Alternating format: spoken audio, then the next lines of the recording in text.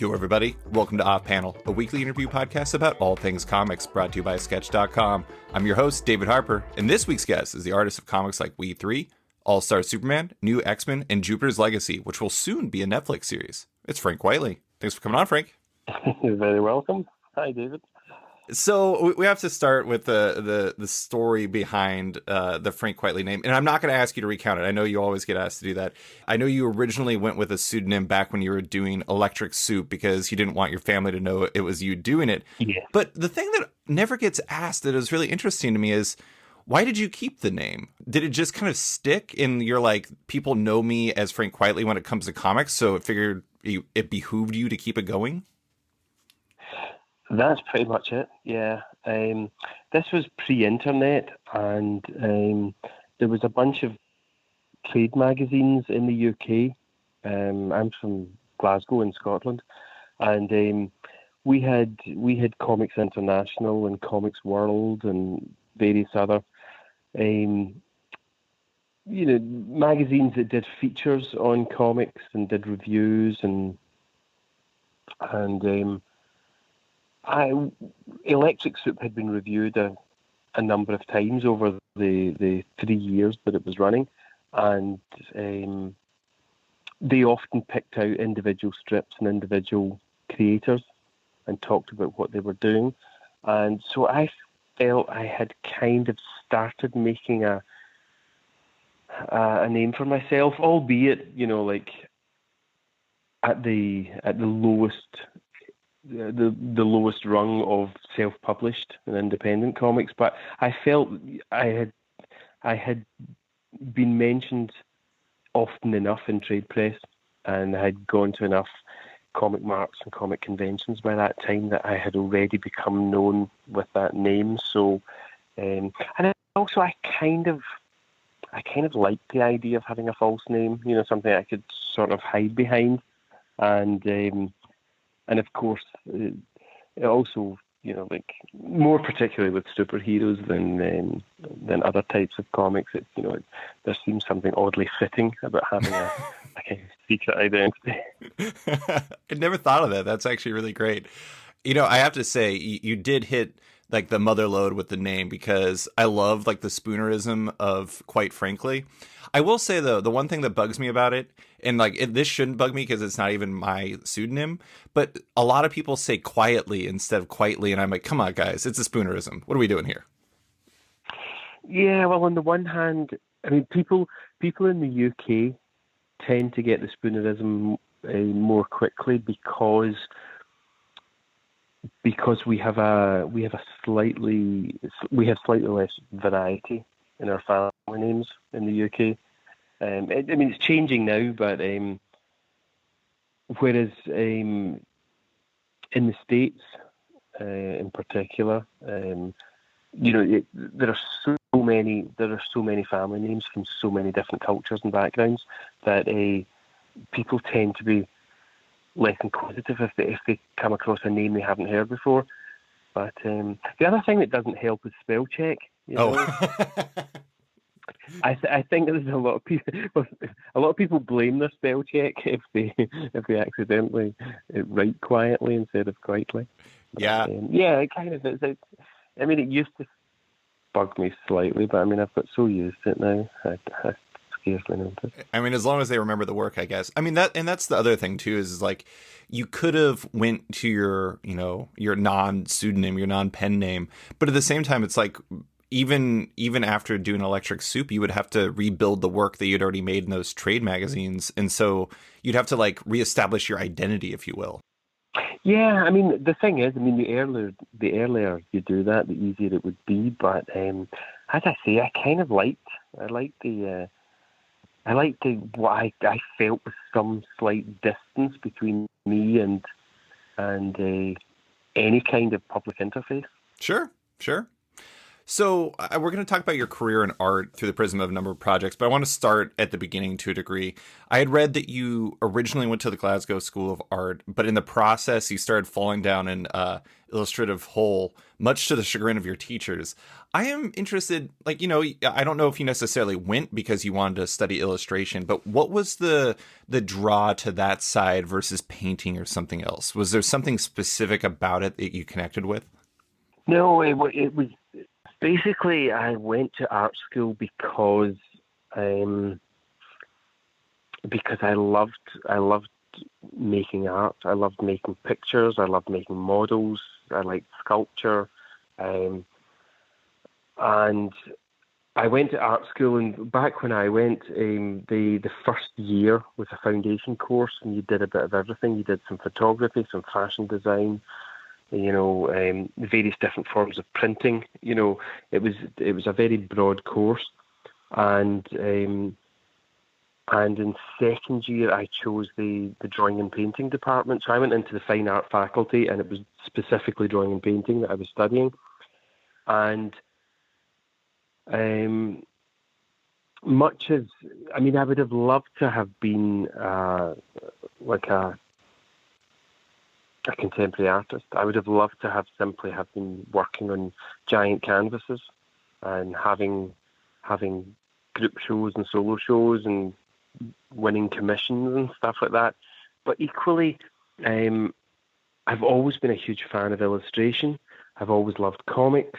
I love T-shirt design. I love poster design. I love album covers, and I love murals. And I've done a little bit of all of these things. And if somebody had offered me a job designing their T-shirts or doing their album covers or painting murals in restaurants or whatever, if I could have found a way to pay my way in life by doing something creative, and like particularly something that I had some kind of creative control over, then that would have been good enough. And I think the fact that I had such broad tastes, and that I was as interested in graphics and illustration and comics, and as I was in fine art painting. I think that maybe went against me slightly, but also in fairness, I was enjoying being a student so much that I didn't actually do enough work, and so I feel I was probably failed much more in the fact that I didn't do enough work rather than I wasn't quite cut out for um, specifically for fine art painting. Sure, sure. Yeah, I mean, the school life can be very fun, and I mean, honestly, you can fall down holes. But I do. I mean, honestly, like this is a very incongruous background, but I went to school for business, and one of the things I thought was really interesting about my school was, unlike other schools, they start at the beginning similarly to you. They have you study everything. They have you study like accounting, economics, marketing, all these different things, and then as you move along, you figure out what you want to put your focus on.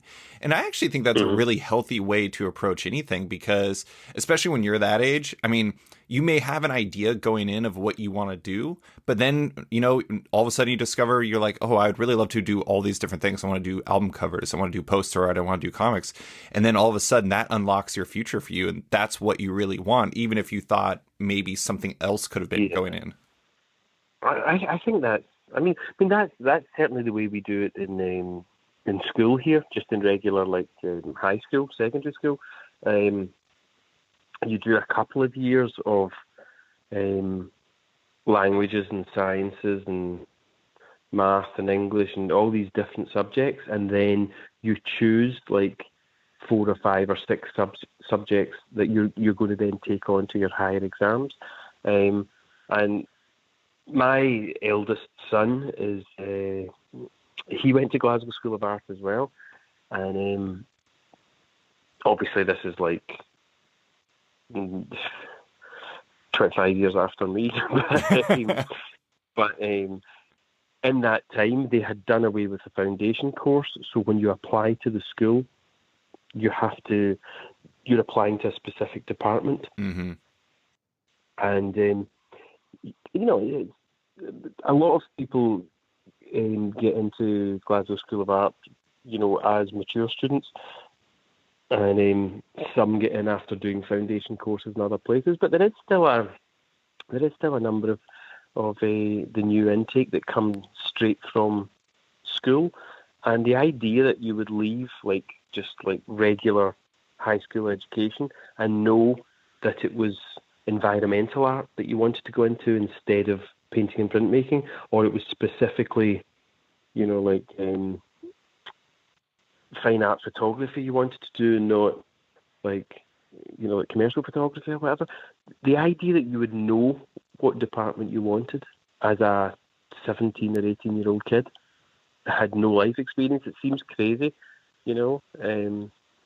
but anyway. Yeah, I can tell you what, I definitely didn't know. I had absolutely no idea what I wanted to do, but we figured it out, which is good. But you got into comics shortly thereafter, and I did, Yeah. I put the fact that you were coming on my podcast out to my patrons on Patreon, and one of the most common questions I get involving artists is influence. What are your influences? And specifically, people ask about Giles and Dudley D. Watkins and Mobius and Otomo and how those artists impacted you. But it did make me wonder whether influences are really still a part of your work in any real way, or if at a certain point it's like I was talking to another artist, Joel Jones, who told me that at a certain point the biggest influence isn't a preceding artist, it's the deadline.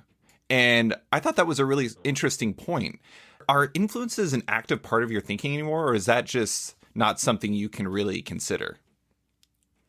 Oh gosh. Before you had finished putting that question to me, I would have thought, yes, sure, influences are still a part of it for me. But I wonder, I think maybe rather than influence, it's inspiration. Mm.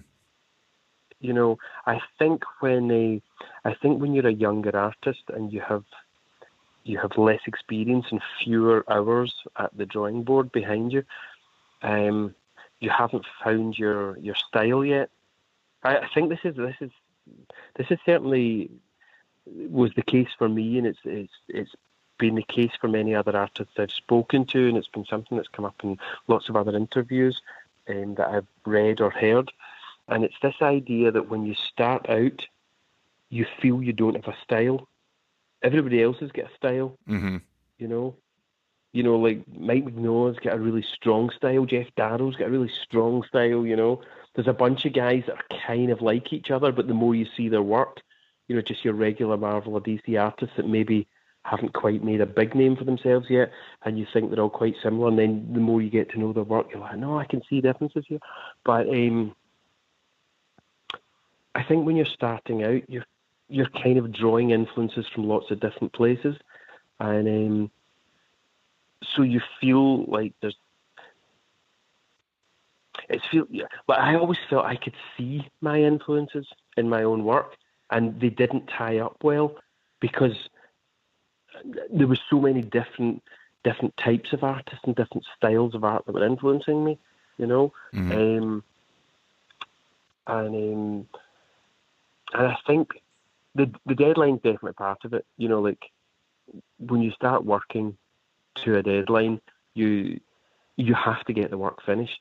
And when you're younger, you might still be looking at other artists to get you in the mood to start drawing if it's going too slowly, or like you're not quite sure how to approach something, and you remember seeing, like Dave Gibbons doing something similar, or Hugo Pratt doing something similar, and you go and look to see what they've done, and you obviously try not to make it the same. But I think the working to a deadline and just getting through the work, like you just gradually. I mean, I don't know many artists that don't look at the work of other artists. Right. I think partly just because if it's something you're passionate about, it's something you want to do. It's like listening to music or like watching your favourite TV shows or eating your favourite foods. If it's something you actually enjoy, you try and do it as often as possible,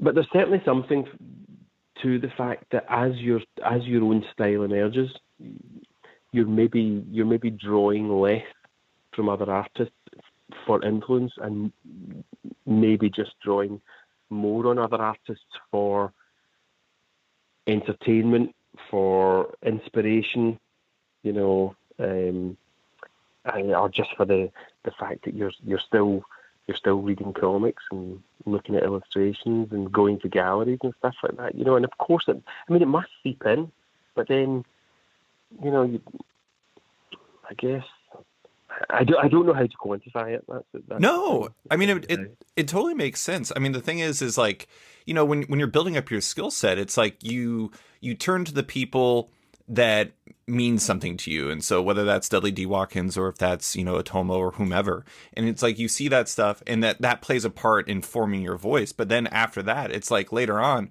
you know, you maybe turn to them more if like you're in a trap and it's like, okay, I'm going to open up this book of, I don't know, Jorge Zafino or something like that. And like you look at his art and you're like, oh, that like unlocks something in your brain. I mean, it makes total sense. I mean, I love the fact that you're at a point in your career where there's a contingent of artists who are influenced by you. Like, you know, I'm friends with Ramon Villalobos. And one thing I really love about his work is Ramon is influenced by you. But like you're talking about, at this point, Ramon has his own version that has like maybe a slightly grittier feel where he has his own style elements into it. Like he's always working cool shoes into it. And it's like, you know, you're always like a pot of your varying influences, but at a certain point you just make it your own and you turn to the inspiration if you still need it. And I know Ramon still turns to your work if and when he needs it, because he just loves it. And it's great. Hmm. Yeah, well, that's a very satisfying aspect of, you know, like getting to a stage where other artists know your work, other artists who are younger than you, you know, they grow up reading your work, and that's really nice. I know Ramon's stuff, and I can see that there's a connection there, but he's very much his own thing, Mm-hmm. you know.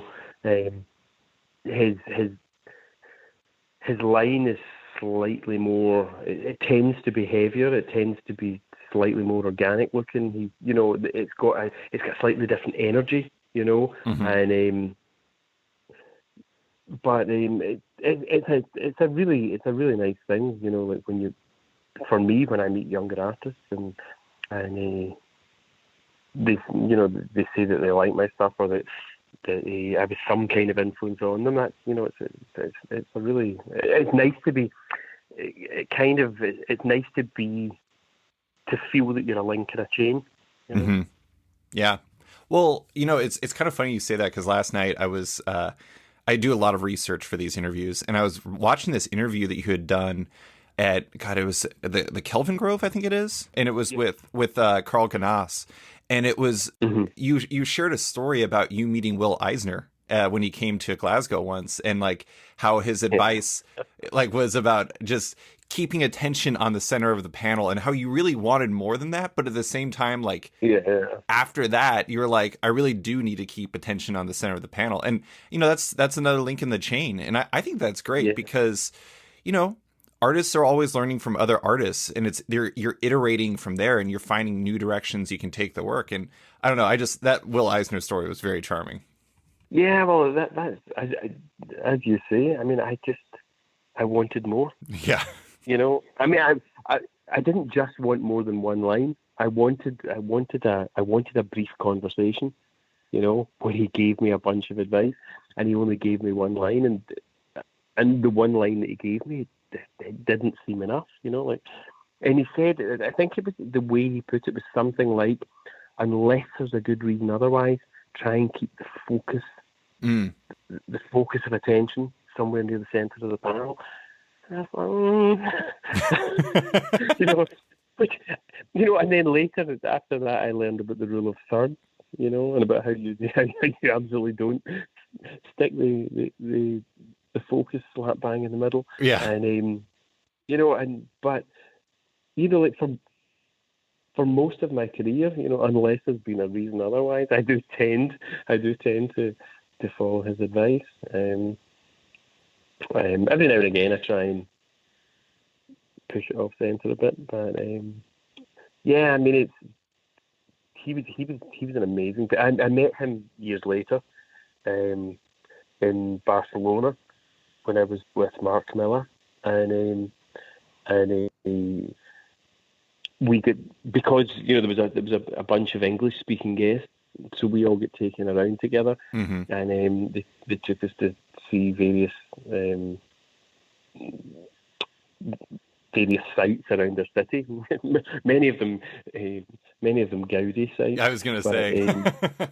yeah, and Will Eisner was just the best company. He told us just like one funny story after another. He was amazing, and I felt really privileged, like to have that time, because when I had met him, 10 years before or whatever in Glasgow, when he gave me the advice, I had read, I think I had read City of God, and I'd seen some of his Spirit work, Mm-hmm. and that was it. And by the next time I met him, when we were in Barcelona, I had read I'd read most of his Will Eisner library stuff, all the kind of the graphic novels he did after after Contract with God. Mm-hmm.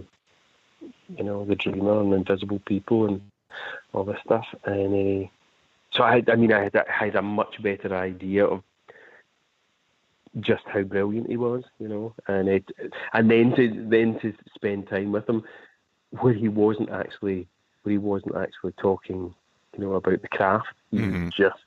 He was just chewing the fat and being funny and telling us stories, and it was really, that's another thing which is really nice. It's great meeting younger artists, but it's equally it's amazing meeting artists that have had an influence on me, or that I grew read growing up, and it's just, again, it's the link in the chain. Yeah, yeah. That sounds like an amazing experience. There were far worse days you could have than going around and looking at a bunch of Gaudis in Barcelona with Will Eisner. That sounds pretty amazing. Yo, everybody. I want to take a quick second to give a shout out to my friends at Bad Idea. You may have heard of this experimental new comic book publisher. They're the crew that debuted recently in select comic shops worldwide with Matt Kint and Doug Braithwaite's ENIAC #1. And they did that a little differently than their peers. First, each issue is oversized and ad-free. Second, each issue comes with a bonus B-side story, giving readers a little something extra with each issue. Lastly, and this is the wild part, so listen up, they don't publish variants, trades, or digital versions of their comics, so if you want one or all of them, you better get to the Bad Idea retailer near you and be there on a Wednesday. Don't have one near you?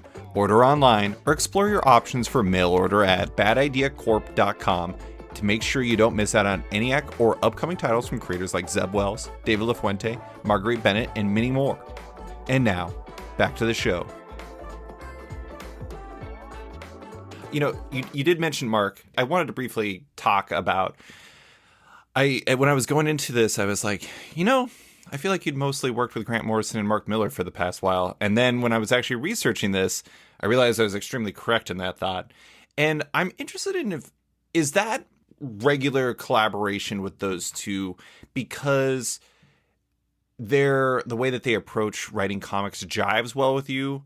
Is it because at a certain point it becomes less about the subject matter for a project and more about who you're working with, or is it a little bit of everything? It's a bit of everything. Part of it is definitely the fact that I'm friends with both of them, so there's always that thing when you get together socially. Mm-hmm. And they always know that, I'm going to be free again in 6 months' time, or I'm not going to be free for another year and a half, or whatever. You inevitably end up talking shop, and there's always, because like with most writers, they've always got a bunch of stuff on the go, like brewing, things that are coming up soon, Mm-hmm. or things that they're working in a number of projects that they've not finished yet. Whereas for artists, we tend to take on, one project at a time and work on it until it's finished. So, I mean, I mean, it's a typical thing when you meet writers. They're always talking about all the various things, all the stuff they've got kind of bubbling away under the surface. So the fact that I'm friendly with Mark and Grant, it's always tempting to start thinking about the projects that they're talking about, that they would like me to consider drawing. I really like working with both of them. I think part of the thing is because we all come from the same part of the planet, and we're all fairly close in age. There's a kind of understanding there. Like, we speak the same language. We've got we share a lot of cultural references, and it's kind of interesting because with traveling to cons in different countries, even with other people, when English is their first language, if they're from a different country, like Canada, the States, England, Australia, like, often there's just that slight remove, there's that slight distance, and also, of course, there are often different cultural touchstones, and when you factor in a different generation age-wise as well, you can start moving slightly further apart in terms of really getting each other. That said, I've worked with a bunch of different writers over the years, and I've never yet worked with a writer that I didn't enjoy working with. So I think, definitely some of it just comes down to the fact that Mark and Grant are both friends of mine, and they're both good at writing comics, and they both like my artwork, and I like working with them. So, it's not a huge surprise that I've worked more with the two of them than I have with anybody else. Yeah. I mean, it totally makes sense. And honestly, like, what you're saying about the commonalities, that makes sense too, because people who know each other have shorthand, and people who are from the same area and same generation have shorthand. And when you combine all three of those on top of each other, it's just going to make things easier. And I know for, comic creators, or really creators of any variety, so much of it is based off of trust. And I imagine, to a certain degree, it's like knowing the same things and having the same connections and having the same perspective to a certain degree is going to offer a lot more trust than it would be if, like, I don't know, some dude from Alaska like me was just like, let's make a comic together. I mean, and also the language too. It's like, I'm friends with a lot of the Irish comics community. And when somebody like Declan Shalvey says something like chance your arm to me, I'm like, I don't know what chance your arm means. What are we talking about? Yeah. What does that have to do with your arm? Yeah. But anyways, well, I want to run through some of the big projects of your career, and we're going to start with a project you did with Grant at Vertigo, which doubled as your first big American project, Flex Mentallo.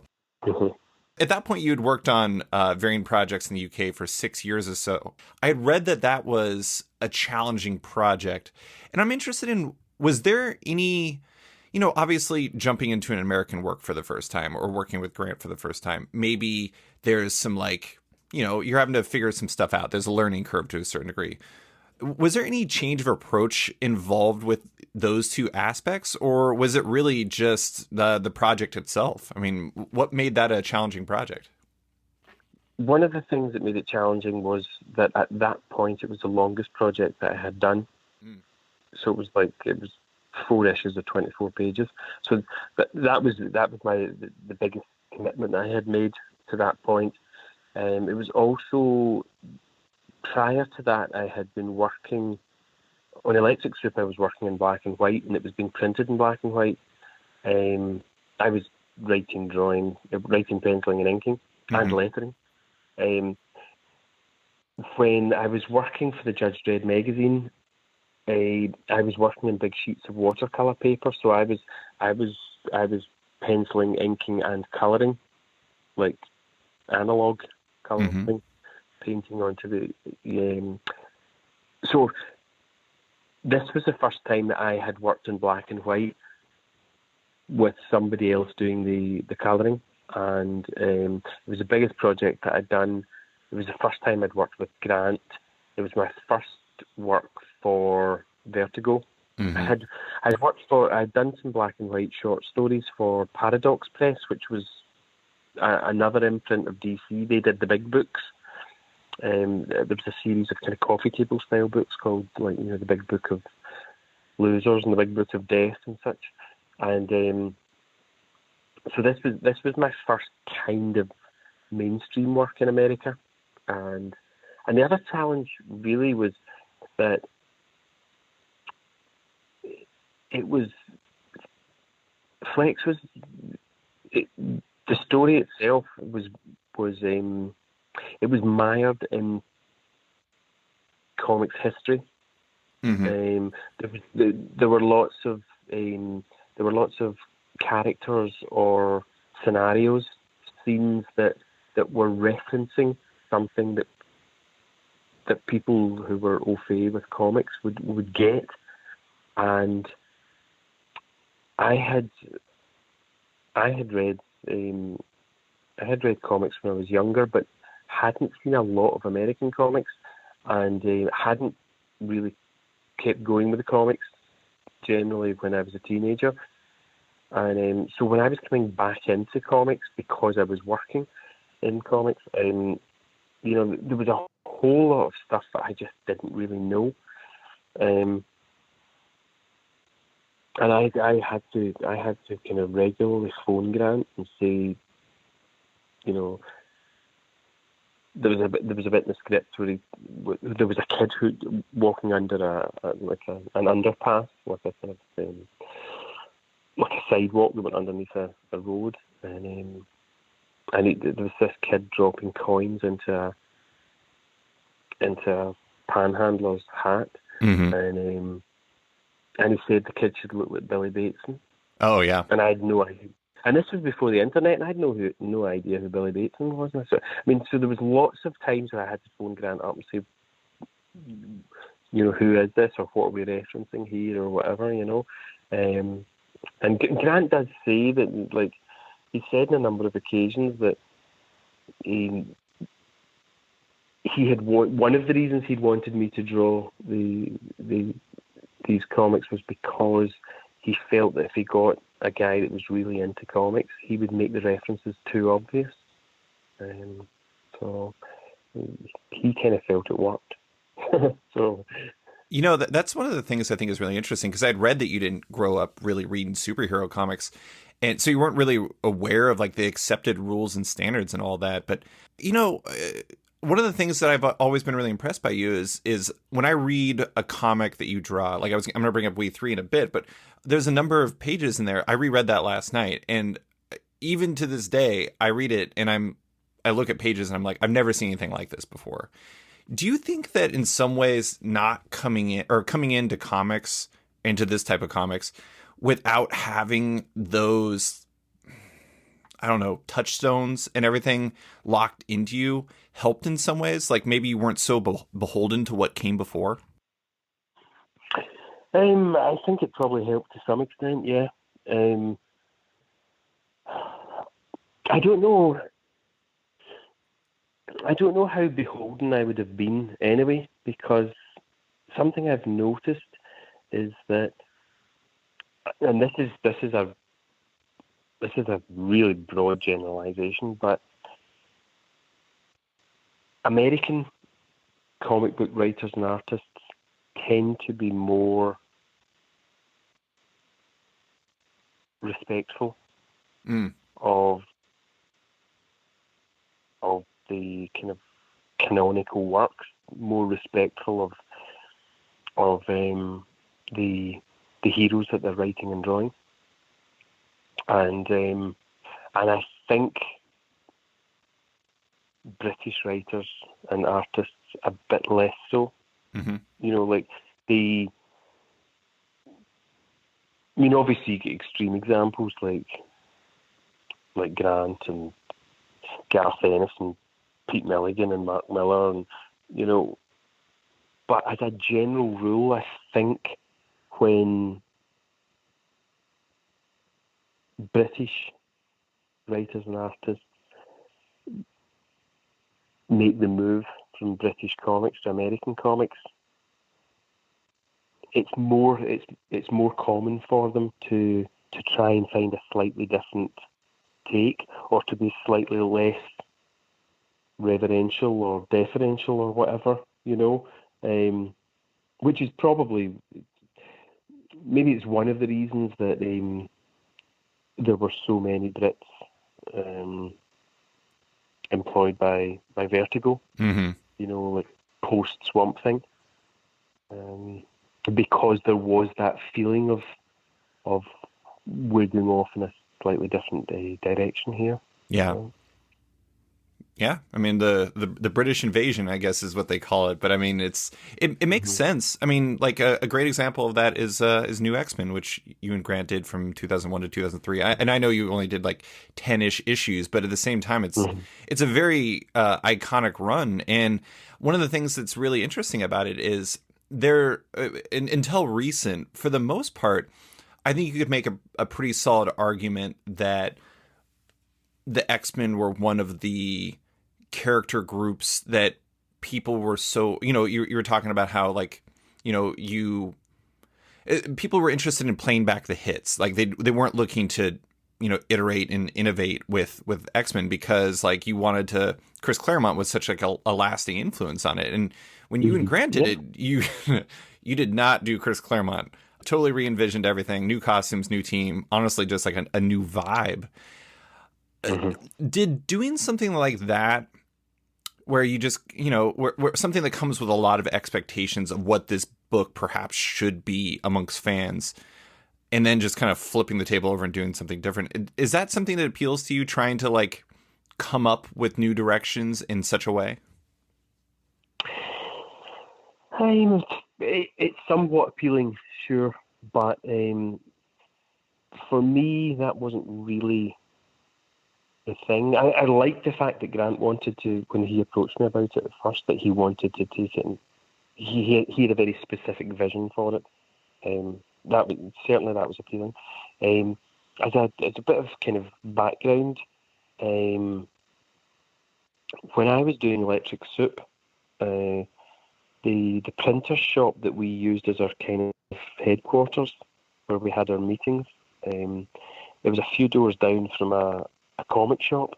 This is in Glasgow, and I used to regularly go into the comic shop, and I was trying to re-familiarise myself with comics and find out what was going on and whatnot. And so I would regularly go in and ask for recommendations of artists that I might find inspiring, and one of the things they suggested I look at was Jim Lee and Scott Williams on Uncanny X-Men, and I loved the artwork, but I couldn't get into the stories. I couldn't. I just felt like it was. I felt like it was something that that I wasn't privy to. Right. It was something that other people knew about and I didn't know about it, and it was like I found it kind of impenetrable. And but I remember after working with Grant a few times, like we'd become friends, and I used to every now and again I would say to him in a kind of joking way, why don't you do the X-Men, so I can get some royalties? And he used to just laugh and say, no, I've not got any X-Men stories, I'm not interested in that. And he would tell me what he wanted me to do, and then eventually he got to a stage where he had the X-Men stories that he wanted to tell. He'd come to a point. I don't know if it was because Marvel had approached him, so he started thinking about it seriously, or if he'd worked through all the other stuff that he wanted to do, and now he'd come to the X-Men. But when he approached me about it, he said, that it was. He said, basically, the way the Avengers is it's like a sports team, and Fantastic Four's kind of like a family. Well, the X-Men is it's like a soap opera set in a school, and he said we're going to take it back to that, and Of course, I hadn't noticed any of that stuff about any of those books, and I also hadn't been reading the X-Men. But from the occasions when I had seen any X-Men comics, they always still seemed to be kind of really, really dense. Mm-hmm. Like in terms of the writing, and pretty, like they often had a kind of signature visual to them. Splash pages and tiny panels and lots going on, and a lot of posturing, and so I was quite happy that we were going to do something completely different with it. And because I hadn't been reading it, I don't remember feeling especially nervous about going in and changing everything. Mm-hmm. I didn't feel particularly precious about it. And I was aware of the fact that, I know I had worked in comics long enough to know that fans tend not to really like change, Mm-hmm. as a general rule. And but I still found it slightly surprising just how big and immediate the backlash was, because there was lots of people who knew Grant's work and my work from what we'd done at Vertigo, who came over to see what we were doing with the X-Men and liked it. But I think there was a lot more people who'd been buying the X-Men for years and years because that was their kind of comic. And then there was these two jokers from Vertigo who came over not knowing how to do it properly. And I was at a convention in Brazil, and we were at a headset with a translator, and some guy in the audience said, like X-Men was, like the new X-Men stuff that I did with Grant was like, it was like a classic run. And how did it feel? Like going into that job, knowing that like you were about to make a classic match. Well, obviously I didn't know that, and as soon as we started working on it, everybody hated it. So there was no indication that it was ever going to be fondly remembered. Yeah. But I loved it. I actually loved working on the X-Men. It was great fun. And right from the start, obviously because I couldn't do a monthly book, it was Grant wanted me to do the first 3, and then after that, he had written a whole bunch of scripts, so he was way ahead. And then they were giving different artists, here's a 4-issue arc for you, and here's a single issue for you, and here's 2 issues for you, and they were just dishing them out. So I was just getting scripts as and when they were available, and I would have stuck about longer because I was enjoying it. But the short Sandman story came up, and that seemed like a great change of pace. Yeah, that was something they wanted to do, and I'd already done 10 issues, and it was getting on well with a whole bunch of different artists, so I didn't feel bad about leaving a little bit earlier than I otherwise would have. Yo, everybody. I want to take a quick second to give a shout out to Macroverse. Macroverse is an exciting digital comics platform that makes next-gen comics custom crafted for your phone. Macroverse's comics utilize its unique tap story format, which ensures this isn't a PDF on an iPad or an endless scroll, but a designed for mobile experience where every episode is crafted to take advantage of this one-of-a-kind style. Macroverse is curated for quality, with every series they publish being something they believe deserves to be read by a massive audience. Think of it like HBO for comics, with over 35 titles and 400 episodes from names like Brian Stelfreeze, Juan Doe, Paul Scheer, and more. Check out Macroverse today by downloading the app on iOS or Google Play, and get started with a rotating collection of free episodes, or unlock the entire universe for just $4.99 a month, with half of all profits going to the creators themselves. And now, back to the show. I read that Sandman it's like an 8-page story that you did with Neil, right? And I read that was one of your favorites because you actually got to paint yourself, which is a nice change of pace. Yeah, well, I hadn't painted since when I was doing the the stuff for the Judge Dredd magazine. So that was like it was more than 10 years since I'd last picked up a paintbrush. So I was really looking forward to doing that. And something nice that came out of it was the fact that after that I got to paint my own covers again, because for all the years in between, I had wanted to paint the Flex covers. I'd wanted to paint pretty much all the covers that I'd done, and I was never allowed because they had professional colourists to do that kind of thing. And then once I did those 8 pages and the retail poster, then they were happy to let me paint anything I wanted after that. But it was really nice. It was lovely that it was such a short commitment. Mm-hmm. The reason the story was so short was because the story was written for Mobius, and it turned out he wasn't well enough to do it. His health, he just wasn't able to do it, and he had requested that it would just be splash pages or maybe 2 panels at the most, like a splash and an inset, and so I got this beautiful, simple script. Like Neil could have given tons of detail for what he wanted, and it was so. Obviously he was writing for Mobius, so he knew that he didn't really need to spell everything out.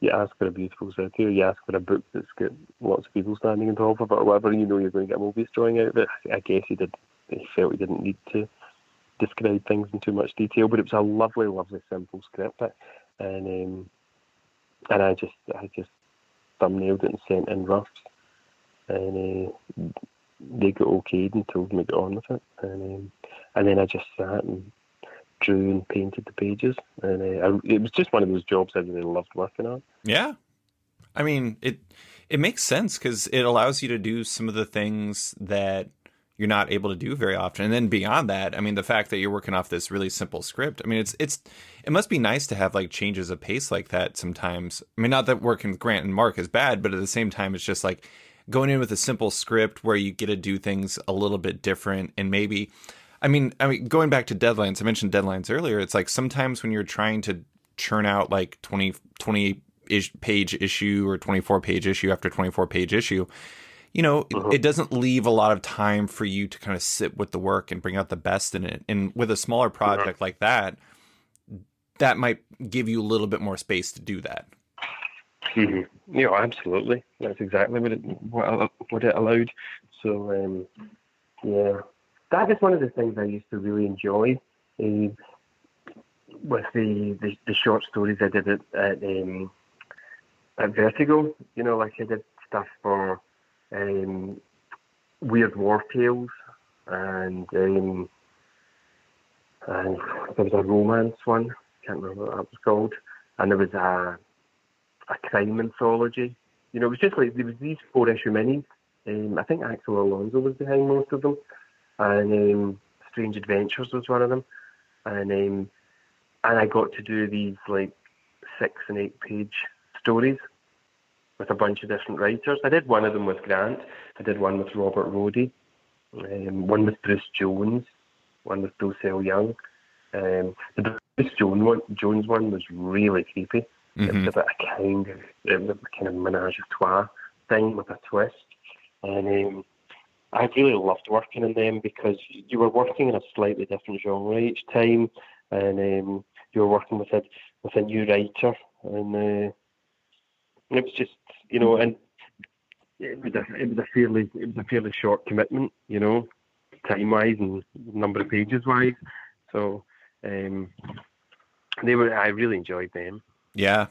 I mean, those types of projects. I mean, especially after working on something like All-Star Superman, it has its own pluses and minuses and everything. But 12 issues of the same thing is great, but sometimes it's nice to mix things up a little bit. But I'm going to jump into We Three really quick, and I'm not going to go in too much depth with anything else, but I will say We Three is probably my favorite work that you've done. I absolutely love it. And I have to, this is hilarious. I have two cats.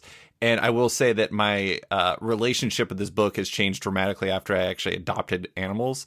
And it's just like, it's really like when I read it, I'm just like, oh my God, I have to protect these animals. But the thing I really wanted to ask about, I find its genesis to be really interesting. I know that Grant had offered you two other projects, Sea Guy and Vimanorama, and you chose We Three. Yeah. But the thing that I think is really interesting about it is it feels like, of all the stuff you've done, and maybe I'm like totally missing something, it feels like the one where you and Grant really were able to unleash and do and really try to find new ways to kind of approach like storytelling in comics. And like, you know, the example that I think a lot of people bring up, but it's brought up for a reason, is where Two the cat brutally takes down a bunch of soldiers, and the way you draw it is as Two going through almost like a series of like quadrilateral windows into like the brutality that are slowly turning as you go left to right. And that, I know it's a terrible description of the spread, but I mean,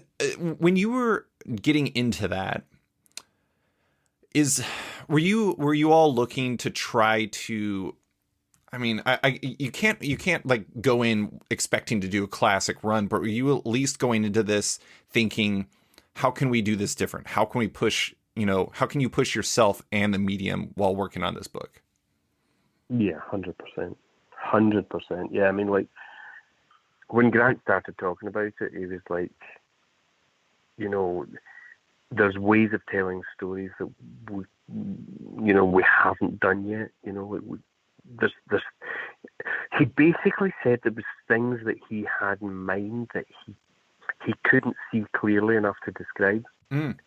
And he just wanted to sit and talk to me, and through trial and error, through experimentation, he was pretty confident we would get there. And that page was one of a number of sections in the script where he didn't write it out as a finished script. It was just a note to Karen Berger saying, like, leave this with us. We're going to get together and work on it. And we sometimes met in his house, and we sometimes met in my house, and we sometimes went to a cafe, and we would just sit together. And sometimes we'd both be drawing, and sometimes I'd be drawing, and he'd be sitting beside me or leaning over my shoulder. And it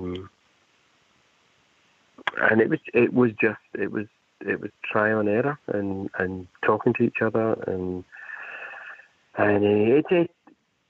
we tried lots of things that were kind of needlessly complicated, and eventually the example you're giving with the cat going through the panels, we eventually got to the idea that you could have a strobing image that was going through panels, but if we turned the panels like 90 degrees off the surface of the page, so they were all following the same perspective, like a series of doors or windows, then it could be moving through, and the background to all them would be one continuous scene that was split up by these windows or doors that were perpendicular to the page. And like, once we got it down, it seemed, it seemed kind of like, not obvious, but it worked much better than the more complicated things we'd been trying. And similarly with Pax Americana, there was a double page spread where you have one big interior in perspective of the Peacemaker's house, his kind of main living area, and there's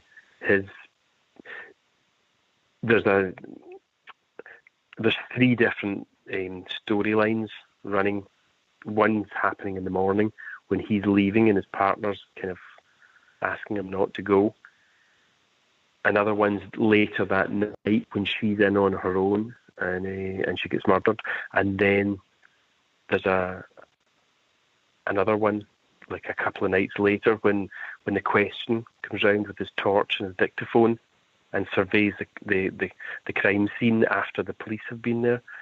And originally Grant had wanted that to be, he had this idea that, like there would be lots of staircases and the question would, or the various characters would be going up and down stairs and moving across the double page spread in this complicated way. Mm-hmm. And, like we couldn't get it to work. And eventually I said, listen, just give me the description of what's happening. Either in each of the panels or in the three different kind of like mini stories that are going on here. And I sat and listened to him, and the way I saw it working was everything happened effectively on a stage. Mm-hmm. We just had a high vantage point, so you could see the floor in perspective, taking up most of the height of the double page spread. And as soon as I had that down, it was just sitting with Grant, having him tell me what was in, like what order to do everything in, and it just, I still had to, as with We Three, he went away and left me, like a couple of weeks' work of working out exactly how to fine tune it. But it was like once we had that down, it was working, And again, it was for all that it's a relatively complicated thing. It was about finding the simplest solution. Mm-hmm. I think the thing, what you're talking about there and with We Three and everything, those are exactly why it's nice to work with somebody that's close to you and somebody that you have that connection with already. Because if you didn't have that, let's say if you're working with just some random writer that you've never met before, maybe those pages are never unlocked. Maybe the ability to find those solutions, because you're given the rope to be able to figure out that Pax Americana spread. Maybe those things never happen. And it's because you have that trust and because you have that commonality that you're able to unlock that together. And that's proof positive of why, like, your method of selecting collaborators is a useful one. Mm-hmm. Yeah, I'm sure there's something to that, without a doubt. That said, like, I didn't have any discussions with Neil when I was doing the Sandman thing. I just got the script, sure. Worked on it. Similarly, I did a thing with Mark Waid. It was a single issue of the follow-up to Kingdom Come. Mm-hmm. My character was Offspring, the son of Plastic Man. And I got the editor, like with Sandman, the editor sent me the script. I didn't speak to the writer. Sure. And I read the script, and I loved the script.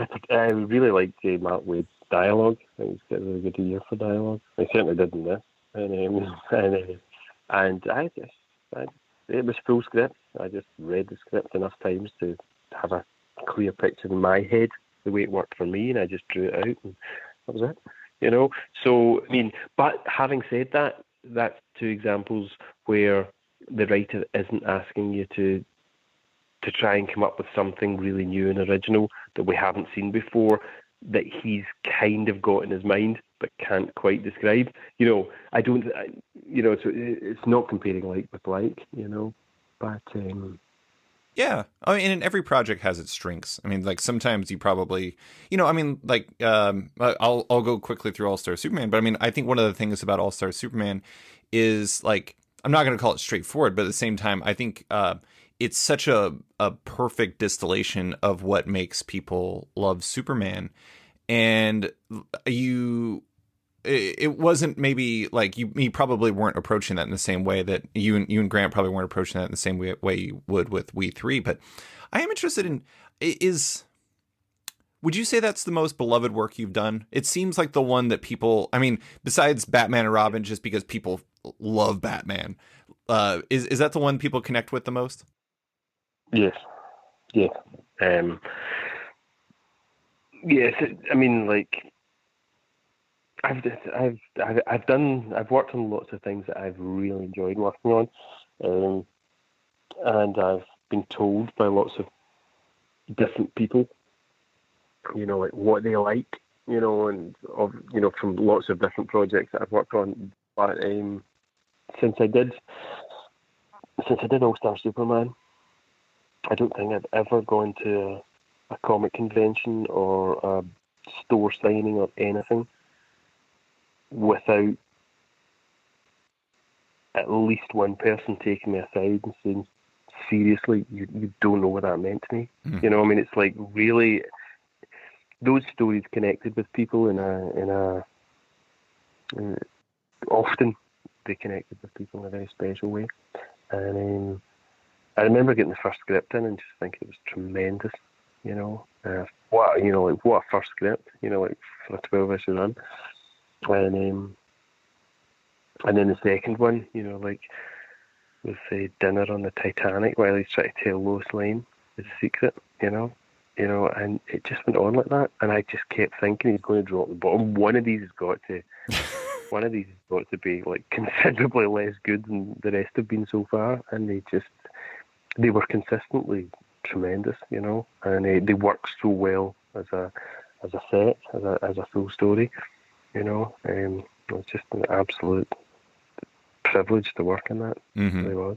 It was also your longest run, right? I mean, does that change things for you, being able to actually be on a book for like 12 consecutive issues like that? It was a big commitment.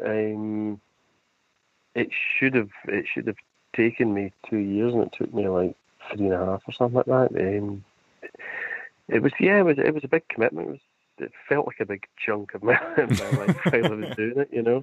I mean, thank goodness I thought so highly of the scripts that I was getting. It would have been so destroying if the stories hadn't been good, But the stories were tremendous, and it was.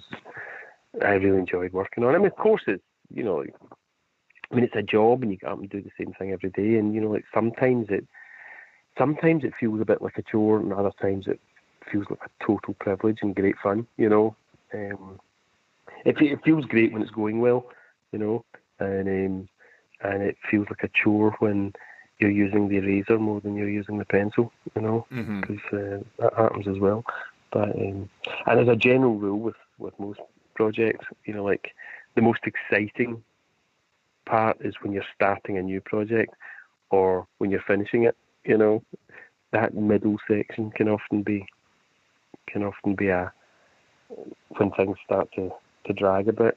Yeah. Bit like life. I talked to Sean Phillips about that, and Sean and Ed are doing graphic novels now. And I think one of the funny things is talking to Sean about working on graphic novels is he's just like, the nice thing, it seemed like basically the nice thing to him when it came to graphic novels instead of single issues is like, it gets rid of the middle bit. I'm always at the beginning and the end. And I'm like, that sounds nice. That sounds really nice. But okay, well, let's close with Jupiter's Legacy because, you have a Netflix series coming out. Was it May 7th? I think it was May 7th. And I think that one of the interesting things about it is this is a superhero story that is it's creator owned, and it's not, I mean, while its roots are still in the same places in some ways as like Flex Mentallo, like where you were saying that, you had to tie into comic history. At the same time, this is a project that you designed everything on. It's all you, where no one else is setting the precedent. I'm interested in, I mean, and it's cool because the trailer dropped this week and like you can see your designs on the screen, which is pretty wild. Is the design part of the job that you enjoy, or is that less interesting to you than the actual storytelling? Oh no, the design. I really enjoy the design part of it. Yeah, I mean, the storytelling is the main thing, for sure. I mean, like, but the designing characters, costumes, powers, props, environments is a bonus. And if you can do that without being restrained by or constrained by editors telling you, oh, you can't have it that way because, and like there's continuity issues or whatever.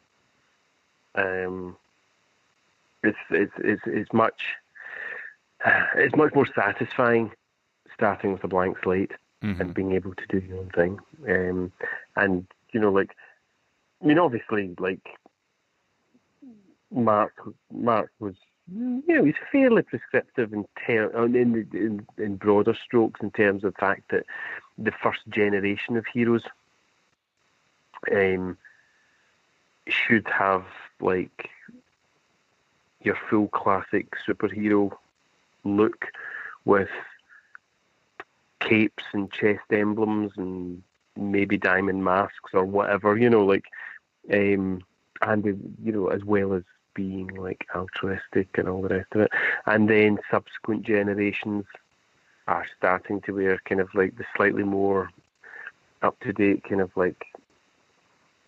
action suits and whatnot, and have a like being as interested in celebrity and like advertising contracts and product endorsements and stuff. And then you've got a generation of people with powers that don't really think of themselves as heroes, and like just like wear civilian clothes and whatnot. You've got and it goes from the 1930s up to the kind of near future. So there's all that aspect. The kind of design aspect is for me is a very enjoyable part of the job. But so is the storytelling, the facial expressions, the body language. Like the staging, the compositions. Like the pacing, everything. It's just all part of the same thing. And one of the real beauties about working on creator-owned stuff is the fact that you basically build a world from the ground up. Just in this case, it's myself and Mark, and we're basically pleasing ourselves. We're doing this to suit what we actually want, and then to see it then getting made into something else where so much of what we've already done seems to be getting translated in a very similar way. That's really satisfying. That's I actually haven't seen any of it. I've only seen some stills and the trailers that you've seen. So I'm actually really looking forward to seeing when it comes out. Yeah, I mean, it did seem like, at least from the design standpoint and from the costumes and everything, that they were very conscientious of sticking to the world that you created with Mark, and I think that's the hope. I mean, is that they'll live up to that. But no, I totally get what you're saying though. It's just like it's like with anything with comics. Like I've talked to people about how people like to separate writing and art and coloring and everything into separate buckets. But really, when the final piece is those working together as well as possible. And that's the same for the way that you do your work, whether it's composition or storytelling or, facial expressions or the design. It's like, if any of those operated on island or like in a silo, that wouldn't be right. It's all about finding the way to, make them all best work together. I mean, like, a good example would be if you over designed any of the costumes later, Frank would be really pissed at you because then you're having to draw this costume that's out of control. But like, it all works together to make the better whole. Mm-hmm. Yeah, absolutely. That's what you're hoping for. Yeah. Yeah. Well, that is all I have for you. Frank, thank you so much for coming on to talk about your career, your art, and everything else. I really appreciate your time. And, I hope you enjoy the Jupiter's Legacy, show when it drops. I hope so. Well, Thanks for having me, David. It's been a pleasure. Thanks for listening to this week's episode of Off Panel with artist Frank Quitely. You can find him on Twitter at FrankQuitely1, as well as an adaptation of his work in the upcoming Netflix series Jupiter's Legacy. Love Off Panel and want to support it? Subscribe to the podcast on Apple Podcasts today and give the show a rating and review while you're at it, but 5 stars only. You can also support the show by backing it on Patreon. Find the show at patreon.com/offpanel, and when you back it on there, you get early access to each week's podcast as well as weekly content and more. Want even more? Subscribe to my subscription comic site, Sketched, at sketch.com for long-form articles, interviews, and the rest of the site's content and its members-only forum. You can find Off Panel and Sketched on social media by liking it on Facebook at /Sketched, that's SKTCHD, follow on Twitter and Instagram at @SketchComic, or following me at @SlicedFriedGold. Big thanks to all my existing patrons, including Scott Bouan, Michael Tunk, Canadian by Proxy, Johnny Cannon, Zach Thompson, Bradley Roeder, Carl Troy, Megan Morrison, Brandon DePillis, Patrick Brower, Declan Shalvey, Dan Garino, Josh Williamson, Adam Freeman, Ben Wild, Brian Klein Q, SB, Antonio Offen, Nick Bennett, Daniel Whitfield, Scotty Young, Susanna Polo, Jeff Weira, Reed Hinkley Barnes, Mario Tiambang, AbductedTheComic.com, Andrew Carita, Matt Mahoney, Charlie Chu, Stephen Hole, Pensacola Pop Comics, Kim Eslam, Philip Myra, Christian Shelton, Kenny Porter, Chris Pacello, Torin Grunbeck, Buzz Bubbles, Christopher Todd, Transmitter Down, Waltz Comics and Books, Carl Mizell, Danny Ollie, Paul Salates, Akil Wilson, Alex Dimitriopoulos, Terry Dodson, Liana Kangas, Wesley Gift, Sean Kirkham, Alistair Ross, Julio Anta, Brett A. Schmidt, Jason Goodmanson, Paul Reinwatt, Vita Ayala, Tara Ferguson, Dave Slusher, WMQ Comics, Akil Kokachi, Sean Pinello, Kent Heidelman, Philip Seavey, Al Ewing, Ryan Alcock, David Kelly, Rob Wilson IV, Nick Polito, Brendan Fletcher, Gary Maloney, Jonathan Nilsson, Matthew Groom, Jason Nassy, Adam Bogert, Matthew Taylor, Nick Patera, Jacob Sorelli, Ford Gilmore, David Braldy, Nick Hall, Bjorn Basin, John Hendricks, Steve Anderson, Ian Maxwell, Cliff Chang, Benjamin Shipper, Colin McMahon, Chris Palmer, Scott McGovern, Nathan Fairbairn, Kat McKenzie, Adam Heifel, Fiona Staples, Chris O'Halloran, Mark Abnett, Mike Murphy, Michael Shirley, Tom Barnett, Jim Demonakos, Norbert, Niccolo, James Kaplan, and Mission Comics and Art in San Francisco. You guys are all the best. A quick thanks to Upright T-Rex Music, who wrote and performed Off Panel's theme song just for the show. Check out their music on Spotify because it's completely delightful. Thanks for listening, and tune in next week for another episode.